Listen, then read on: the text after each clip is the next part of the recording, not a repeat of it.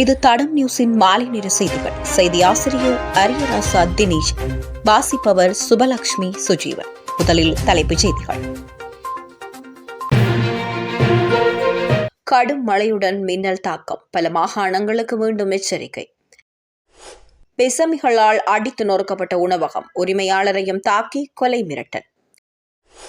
கிண்ணியாவில் பாவனைக்கு உதவாத மீன்கள் கைப்பற்றப்பட்டு அழிப்பு.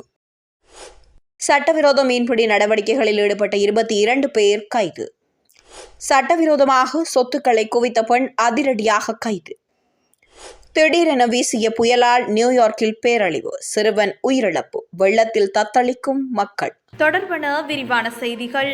வடக்கு, மத்திய, வடமத்திய, கிழக்கு மற்றும் ஊவா மாகாணங்கள் மற்றும் ஹம்பாந்தோட்டை மாவட்டங்களுக்கு மின்னல் தாக்கம் தொடர்பில் எச்சரிக்கை விடுக்கப்பட்டுள்ளது. இந்த அறிவிப்பு இன்று இரவு 11 மணி வரை அமுலில் இருக்கும் என்று வளிமண்டலவியல் திணைக்களம் தெரிவித்துள்ளது.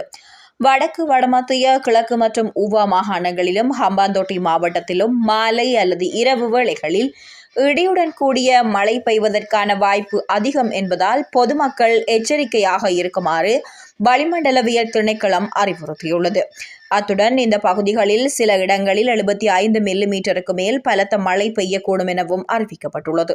மேலும் மேல் மாகாணத்திலும் காலி, மாத்தறை மற்றும் புத்தளம் மாவட்டங்களிலும் பல தடவைகள் மழை பெய்யக்கூடும். இடியுடன் கூடிய மழை பெய்யும் போது அப்பகுதிகளில் தற்காலிகமாக பலத்த காற்றும் வீசக்கூடும். மின்னல் தாக்கங்களால் ஏற்படும் பாதிப்புகளை குறைத்துக் கொள்ள பொதுமக்கள் தேவையான முன் எச்சரிக்கை நடவடிக்கைகளை எடுக்குமாறு வளிமண்டலவியல் திணைக்களம் கேட்டுக் கொண்டுள்ளது. குருநாகல் வாரியபொல பாதனிய பகுதியில் சுற்றுலா அபிவிருத்தி அதிகார சபையினால் அங்கீகரிக்கப்பட்ட உணவகம் ஒன்றை அடையாளம் தெரியாத கும்பல் தாக்கியுள்ளது. இதேவேளை குறித்த உணவகத்தின் உரிமையாளரின் தலையில் தாக்கப்பட்டுள்ளதுடன் கொலை மிரட்டல் விடுக்கப்பட்டதாகவும் தெரிவிக்கப்படுகின்றது. தாக்குதலில் காயமடைந்த உணவகத்தின் உரிமையாளர் வைத்தியசாலையில் அனுமதிக்கப்பட்டுள்ளார். இந்த தாக்குதலில் உணவகத்தில் இருந்த உடைமைகள் சேதமடைந்துள்ளதாக போலீசார் தெரிவித்தனர். முன்னதாகவும் இதுபோன்ற கொலை மிரட்டல்கள், அச்சுறுத்தல்கள் விடுக்கப்பட்டதாகவும் இந்த சம்பவம் தொடர்பாக இதுவரை எவரும் கைது செய்யப்படவில்லை எனவும் தெரிவிக்கப்படுகின்றது. சம்பவம் தொடர்பான மேலதிக விசாரணைகளை வாரியபொல போலீசார் மேற்கொண்டு வருகின்றனர்.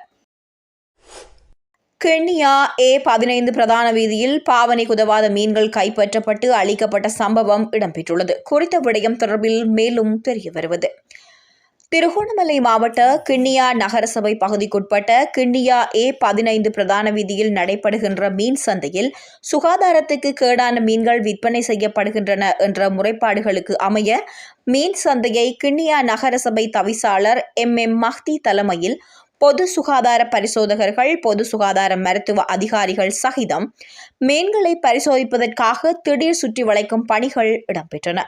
இதன்போது பாவனைக்கு உதவாத ஒரு தொகை மீன்கள் கைப்பற்றப்பட்டு தவிசாளர் முன்னிலையில் அளிக்கப்பட்டது.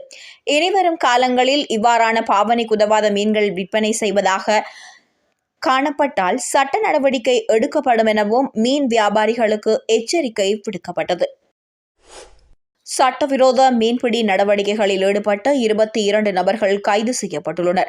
தடை செய்யப்பட்ட மீன்பிடி வலைகள், வெடிப்பொருட்கள், டைவிங் உபகரணங்கள் மற்றும் சட்டவிரோத மீன்பிடி முறைகளை பயன்படுத்தி மீன்பிடியில் ஈடுபட்ட 22 நபர்களை கடற்படை கைது செய்துள்ளது. இதேவேளை அவர்களிடமிருந்து 5 டிங்கி படகுகளையும் கடற்படை பறிமுதல் செய்துள்ளது. கடற்படை, போலீசார் மற்றும் மீன்வளம் மற்றும் நீர்வளத்துறை ஆகியவை கடந்த ஜூலை 23 முதல் 31 வரை நாட்டின் கடல் எல்லைகளை உள்ளடக்கியதாக இந்த சோதனை நடவடிக்கைகளை மேற்கொண்டன. திருகோணமலையில் கோட்பே, கொம்பரப்பிட்டி, கிண்ணியா, மோதூர் மற்றும் மன்னாரின் கக்கரத்தீவு ஆகிய கடற்கரை மற்றும் கடல் பகுதிகளை உள்ளடக்கியதாக இந்த நடவடிக்கைகள் மேற்கொள்ளப்பட்டன. இந்த சுற்றி வளைப்பு நடவடிக்கையின் போது விற்பனைக்கு தயார் நிலையில் இருந்த 210 தடை செய்யப்பட்ட மீன்பிடி வலைகளுடன் மற்றும் ஒரு நபரும் கைது செய்யப்பட்டார்.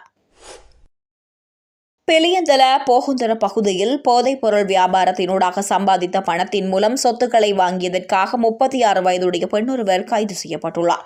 குறித்த பெண் தொடர்பாக சட்டவிரோத சொத்துக்கள் விசாரணை பிரிவுக்கு கிடைத்த முறைப்பாட்டை அடுத்து சந்தேக நபர் கடந்த 29ஆம் தேதி கைது செய்யப்பட்டார்.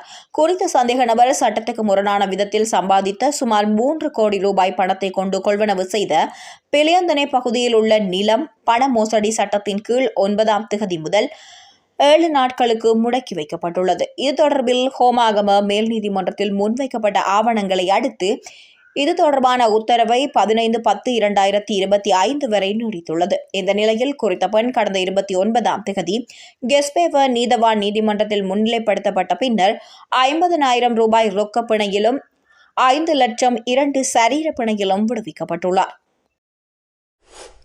நியூயார்க்கில் பெய்து வந்த கனமழையால் திடீரென அங்குள்ள பல பகுதிகளில் வெள்ளப்பெருக்கு ஏற்பட்டதுடன் புயலும் அந்த பகுதியை சூழ்ந்தது. நியூயார்க்கின் மத்திய அட்லாண்டிக் மற்றும் வடகிழக்கில் பெய்த மழை மற்றும் திடீர் வெள்ளம் இன்ஸ்டேட் 95 காடரியால் பேரழிவை ஏற்படுத்தியது. புயல், வெள்ளப்பெருக்கு உள்ளிட்ட பேரழிவால் மேரிலாந்தில் சிறுவன் ஒருவன் பரிதாபமாக உயிரிழந்துள்ளான் என்று அந்நாட்டு தகவல்கள் தெரிவித்துள்ளன. நியூயார்க் நகரம் முழுவதும் வடகிழக்கு முழுவதும் உள்ள நகரங்களை வெள்ளப்பெருக்கு மூழ்கடித்ததால் சுரங்கப்பாதை நிலையங்கள் மற்றும் சாலைகள் வெள்ளத்தில் மூழ்கின. நியூயார்க்கில் கோடையில் ஏற்பட்ட மற்றொரு கடுமையான வெள்ள அழிவு என்று தெரிவிக்கப்பட்டுள்ளது. பென்சில்வேனியா, நியூஜெர்சி, மேரிலாந்து மற்றும் வர்ஜீனியாவின் சில பகுதிகளில் பிற்பகலில் திடீர் வெள்ள அழிவு தீவிரமாக இருந்தன. மேரிலாந்து மற்றும் பென்சில்வேனியாவில் வெள்ளத்தில் மூழ்கிய சாலைகளால் சிக்கி தவிக்கும் காணொளி வெளியாகி பதற்றத்தை ஏற்படுத்தியுள்ளது.